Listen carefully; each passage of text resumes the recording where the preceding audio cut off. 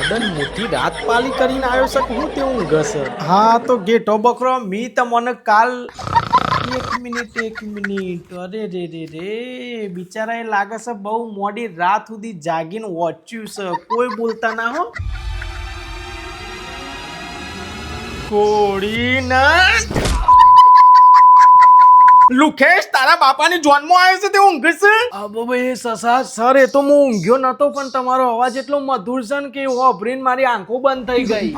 અલે પણ મારો અવાજ તો આ બધો હોભરું છું ઓન ઊંઘ આવતી નહીં તને એકલાને જ આવે છે લહણેશ અરે સર પણ તમારી વાતો એ લોકો કઈ હોભરું છે કયો ગમે તે કોક પૂછી જો એવા નહીં આવરે પૂછો હે હું વાત કરું છું અલે કલ્લુ માછલી ઇંગ્લિશમાં હું કહેવાય સાહેબ જલપરી અરે દરિયાઈ ગેંડા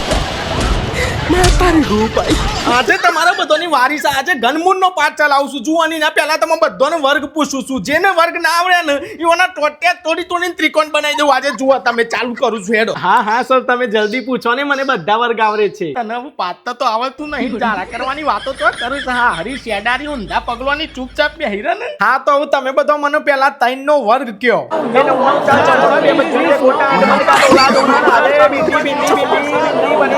હા નવ અલે કલ્લુ તને ખબર હતો આનો જવાબ અલે ગોડા મને થોડો જવાબ આવરે છે આપણે તો પેલા ગેટો ઝુંડમાં બોલતો હોય નહીં આપણે બોલી રાખવાનું આપણા હોઠ હલતા હોય ને એટલે સાહેબ ને એવું લાગે કોણ જવાબ આવરે છે એટલે આપણને સાહેબ પૂછી ના એટલે આપણે જોન તો બધું જે મનમાં આવે એ બોલી રાખવાનું ના આ જબરું લાગ્યો તું હા તો હું મને કયો 7 નો વર્ગ હું થાય